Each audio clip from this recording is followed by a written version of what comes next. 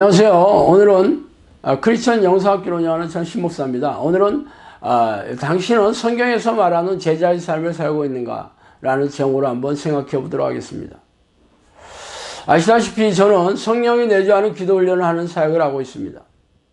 우리네 교회에서는 간단한 영적 기도에 아멘이라고 동의하면 성령이 자동적으로 내주한다고 가르치고 있지만 이는 새빨간 거짓말입니다. 그들은 자의적으로 해석한 성경 구절을 근거로 들이밀고 있지만 성령이 누구십니까? 전지전능한 하나님이십니다. 전지전능한 하나님이 여러분 안에 거주하고 있는데 이렇게 무능하고 무기력한 신앙의 능력으로 고단하고 팍팍하게 살아갈 수가 없죠. 그러나 여러분은 그동안 교회에서 들어왔던 축복과 덕담 그리고 천국의 자격에 대한 가르침에 세뇌가 되어서 저의 주장이 낯설고 의아스럽게 될 것입니다.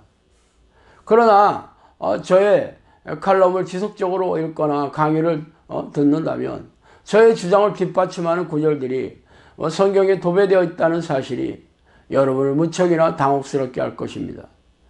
성령이 내주하는 기도 훈련을 하는 저의 사역의 동착점은 제자를 양육하는 것입니다.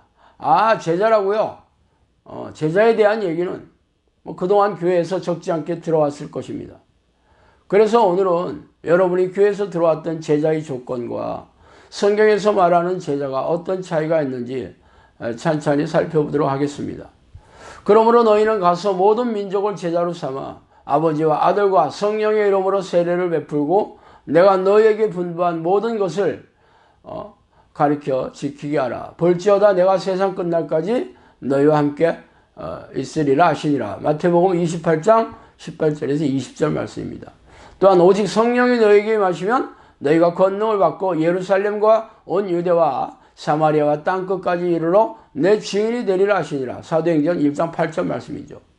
또 무리와 제자들을 불러 이르시되 누구든지 나를 따르려거든 자기를 부인하고 자기 십자가를 지고 나를 따를 것이니라. 누구든지 자기 목숨을 구원하고자 하는 이를 것이요 누구든지 나와 복음을 위하여 자기 목숨을 잃으면 구원하리라. 마가복음 8장 34절에서 35절 말씀입니다. 자, 위의 세 구절은 제자에 대한 예수님의 명령과 제자의 자격 그리고 제자가 되는 공급원에 대한 성경의 언거입니다.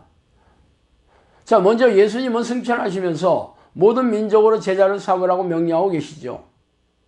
그리고 성령의 이름으로 세례를 베풀라는 의미인 성령 세례를 얻게 하고 예수님의 말씀을 지키는 제자를 양육하라고 명령하고 계십니다.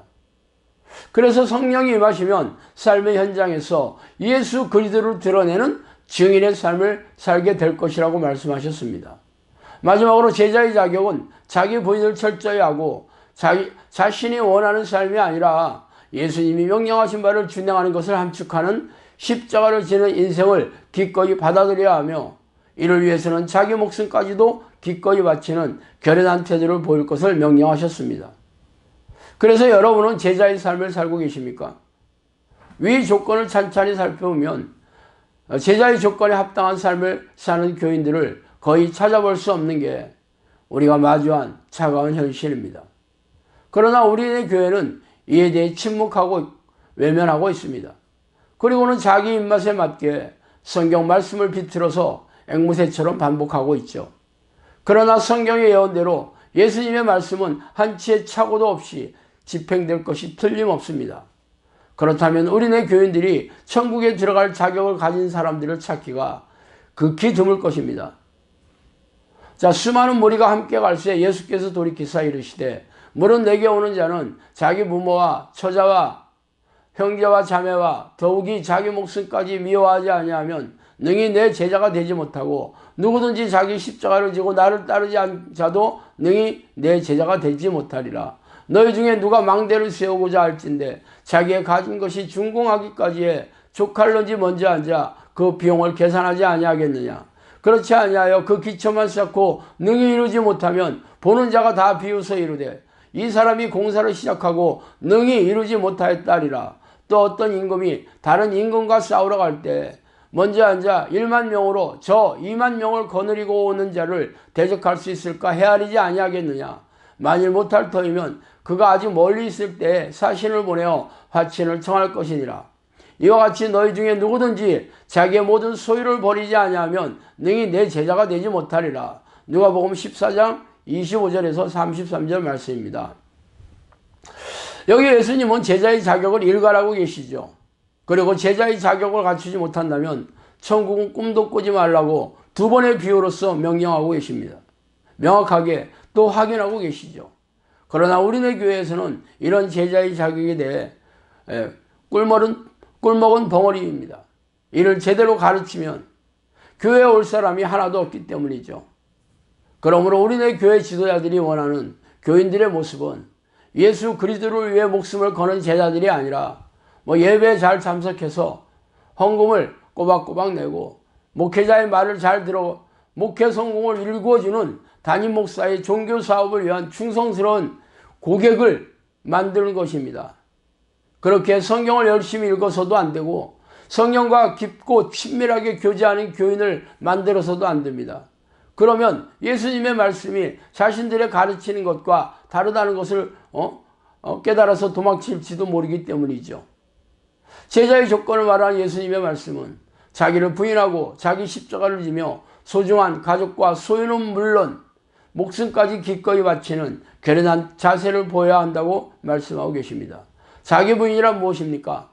자신이 좋아하고 선호하고 추구하는 것이 하나님이 기뻐하시는 것과 배치되는 모든 것을 배설물처럼 버리는 것이 말합니다. 그 첫 번째가 바로 쉬지 않고 전심으로 하나님을 부르고 성령의 내주를 간구하는 기도의 습관을 들이는 것입니다. 그러나 사람들은 어떻게 쉬지 않고 하나님을 부를 수 있는가? 화장실도 가지 않고 밥도 먹지 말고 하나님을 불러야 하는가? 또한 하나님이 자신 안에 계시는 것을 믿는 사람들이 어떻게 믿음 없는 사람처럼 주구장창 하나님을 부르는 기도를 하는 게 말이 되는가라며 의구심을 제기하고 있습니다. 그러나 그들이 그렇게 말하는 속내는 그런 기도를 할 생각이 애초부터 없다는 것을 드러내는 뿐이죠. 성경은 그런 기도의 모습을 수도 없이 명령하고 있기 때문입니다. 그러나 그들이 그런 기도를 시도하려고 했으면서 의문을 제기하는 것이 아니라 시작부터 할 생각이 없어서 거부하는 변명으로 삼고 있죠. 이렇게 하나님의 명령을 멸시하고 경멸하는 자들에게 하나님이 찾아오시겠습니까? 또한 제자의 자격을 얻는 두 번째 조건은 하나님이 싫어하는 모든 것들을 분별해서 버려야 합니다. 하나님이 싫어하는 것은 성경에서 말하는 죄를 얘기하죠. 죄는 탐욕과 쾌락을 추구하는 모든 것과 연결이 되어 있습니다. 그러므로 자신이 그동안 사랑하고 좋아하고 추구하는 모든 것이 하나님이 싫어하는 것이 대부분이라면 이런 죄들과 피 터지게 싸워서 버리고 승리하는 사람들만이 제자의 자격을 움켜쥘 수 있습니다. 그러나 아쉽게도 우리네 교회는 주일 성수와 11조, 교회 봉사와 새벽기도 등의 희생적인 신앙행위를 성실하게 한다면 면죄부를 주고 천국에 들어가는 자격을 남발하고 있습니다. 그렇게 밥 먹듯이 죄를 짓고 있으면서 회개할 생각도 없으며 죄와 싸우지 않는 사람들에게 하나님이 관심이라 갖겠습니까? 그래서 천국은 극소수의 사람들이 들어가는 좁은 문이라고 말하고 있기 때문입니다.